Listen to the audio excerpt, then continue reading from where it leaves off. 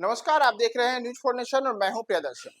बिहार विधानसभा चुनाव का परिणाम आ चुका है और एनडीए ने ऐतिहासिक जीत हासिल की है। 202 विधानसभा की सीटों पर जीत हासिल करके नीतीश कुमार ने अपनी सरकार की वापसी का तमाम रास्ता फिर से बहुत आसानी से साफ कर लिया है। लेकिन अब तमाम लोगों के जेहन में जो एकमात्र चर्चा है वह यह है कि नीतीश कुमार किस दिन शपथ लेंगे, किस दिन वे मुख्यमंत्री पद की शपथ लेंगे, कौन कौन से नेता उनके शपथ ग्रहण समारोह में शामिल होंगे और इस बार नीतीश कुमार के साथ कौन कौन से लोग उप मुख्यमंत्री बनेंगे, साथ ही साथ मंत्रिमंडल का फार्मूला क्या होगा और इस बार के मंत्रिमंडल में किन किन दलों के नेताओं को जगह मिलेगी। तो इन तमाम चीजों को लेकर के अब तमाम बातें स्पष्ट हो रही हैं और आपको बताएं कि नीतीश कुमार के शपथ ग्रहण समारोह को लेकर के भी चीजें लगभग क्लियर हैं और इसे लेकर के जल्द ही बड़ी घोषणा होगी। तो सूत्रों का कहना है कि नीतीश सरकार का जो शपथ ग्रहण समारोह होगा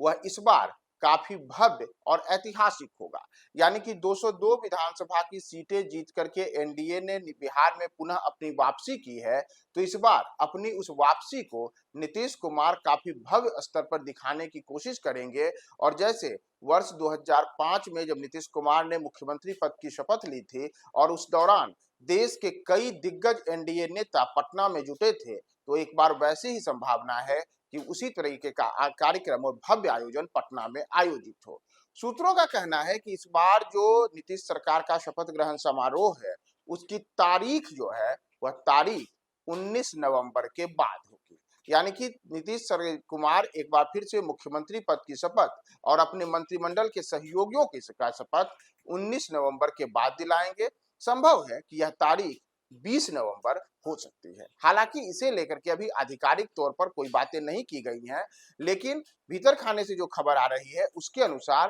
पूरी कवायद तय कर दी जा चुकी है और जल्द ही इसे लेकर के अगले यानी कि 1 से 2 दिनों में चीजें स्पष्ट हो जाएंगी। यहाँ आपको यह भी बता दें कि नीतीश कुमार ने जदयू के तमाम विधायकों को पटना बुलाया है और कल यानी कि सोमवार के दिन नीतीश कुमार अपने मंत्री जो मौजूदा मंत्रिमंडल है उसकी अंतिम कैबिनेट बैठक करेंगे और उसके बाद नीतीश कुमार अपने मौजूदा कैबिनेट को भंग करने के साथ ही साथ अगली सरकार बनाने को लेकर के राज्यपाल के पास जाएंगे। यानी कि एनडीए के तमाम जो विधायक दल के अलग अलग नेता रहेंगे उन सब के साथ मिलकर के उन दलों के नेताओं के साथ वह राज्यपाल के पास जाएंगे और अगली सरकार बनाने का दावा पेश करेंगे। तो उसके बाद अगली सरकार में होगा क्या, कौन कौन से लोग शपथ लेंगे, तो आपको हम यह लिस्ट भी बता दें। दरअसल सूत्रों का कहना है कि एक और तो जहां मुख्यमंत्री के तौर पर फिर से नीतीश कुमार 2025 से 30 के लिए शपथ लेंगे ही, वहीं उनके साथ इस बार उप मुख्यमंत्री के तौर पर कम से कम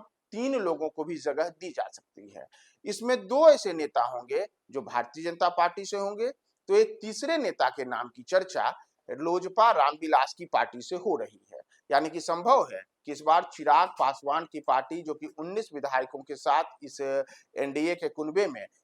तीसरी सबसे बड़ी पार्टी है, उनके भी एक नेता को इस बार उप मुख्यमंत्री की कुर्सी मिल सकती है। इतना ही नहीं, भारतीय जनता पार्टी से जो इस बार मौजूदा सरकार में 2 उप मुख्यमंत्री थे यानी कि सम्राट चौधरी और विजय कुमार सिन्हा, इनके विभागों और मंत्रालयों में भी फेरबदल हो सकता है। और स्पीकर का जो पद है वो जहां की अब तक नंदकिशोर यादव थे और इस बार नंदकिशोर यादव ने विधानसभा का चुनाव नहीं लड़ा, तो उस स्पीकर पद पर भी भारतीय जनता पार्टी के ही किसी विधायक को दिया जा सकता है और इसमें कोई ऐसा नेता जो कि सबसे वरिष्ठतम हो उनको ये अहम जिम्मेदारी दी जा सकती है। अब आइए कि और किस किस दल से कितने कितने मंत्री बनेंगे। तो भारतीय जनता पार्टी जो कि इस पूरे एनडीए में सबसे बड़ी पार्टी है, यानी कि उनके 89 विधायक चुनाव जीत कर आए हैं और दूसरे नंबर पर जदयू है जिनके की 85 विधायक चुनाव जीत कर आए हैं। तो सूत्रों का कहना है कि इस बार के जो मंत्रिमंडल का फार्मूला तय किया जाएगा उसमें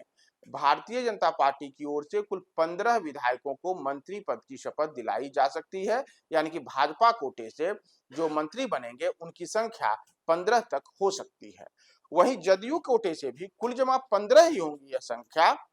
लेकिन इसमें संभव है कि नीतीश कुमार प्लस 14 यानी कि नीतीश कुमार तो मुख्यमंत्री हैं ही, इसके अतिरिक्त उनके जदयू के खाते में 14 अन्य मंत्रियों की जिम्मेदारी मिले और 14 मंत्री प्लस नीतीश कुमार के साथ ही साथ बन सकते हैं जदयू कोटे से। तो जहां भाजपा कोटे से 15 मंत्री बन सकते हैं, वहीं जदयू के कोटे से 14 मंत्री बन सकते हैं और नीतीश कुमार एक मुख्यमंत्री होंगे। इसके बाद जो जिसे एनडीए गठबंधन में तीसरा सबसे बड़ा दल है, यानी कि लोजपा रामविलास, तो जैसा मैंने आपको बताया कि ऐसी संभावना जताई जा रही है कि चिराग पासवान की नजर उप मुख्यमंत्री की कुर्सी पर भी है और वे अपने दल के किसी नेता को उप मुख्यमंत्री बनाने को लेकर के एनडीए में अपनी बातें कर सकते हैं। और अगर ऐसा हुआ तो चिराग की पार्टी को भी 3 मंत्री पद मिल सकता है, जिसमें एक उप मुख्यमंत्री की कुर्सी और 2 मंत्री पद उनकी पार्टी को मिल सकता है। इसके अतिरिक्त अगर आप आएंगे तो एनडीए के मौजूदा स्वरूप में 2 और दल होते हैं।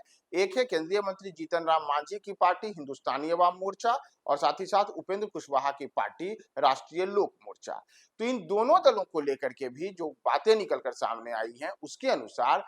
एक एक व्यक्ति को इनके दलों से मंत्री पद की कुर्सी दी जा सकती है, यानी कि भाजपा से 15, जदयू से 14, लोजपा रामविलास से 3, हिंदुस्तानी अवाम मोर्चा से 1 और राष्ट्रीय लोक मोर्चा से 1 मंत्री पद इस पूरे फार्मूले में तय किया जा सकता है। और इसे लेकर के अगले 24 से 48 घंटों के भीतर एनडीए के तमाम बड़े नेता बैठ करके पूरी कवायद को अंतिम रूप देंगे और उसके बाद इस अंतिम रूप को सामने लाया जाएगा, जिसके बाद शपथ ग्रहण समारोह की तैयारी की जाएगी, जिसमें कि जैसा मैंने आपको बताया कि संभव है कि शपथ ग्रहण समारोह में प्रधानमंत्री नरेंद्र मोदी, गृह मंत्री अमित शाह, साथ ही साथ केंद्रीय मंत्रिमंडल के कई बड़े चेहरे और एनडीए शासित राज्यों के कई राज्यों के मुख्यमंत्री और उप मुख्यमंत्री पटना में होने वाले नीतीश सरकार के अगले शपथ ग्रहण समारोह में उपस्थित रहें। तो तमाम ये फार्मूला तय हो चुका है लगभग। जल्द ही इसकी आधिकारिक घोषणा होगी और उस घोषणा के बाद हम आपको अन्य अपडेट्स भी बताते रहेंगे। बने रहें न्यूज़ 4 नेशन के साथ।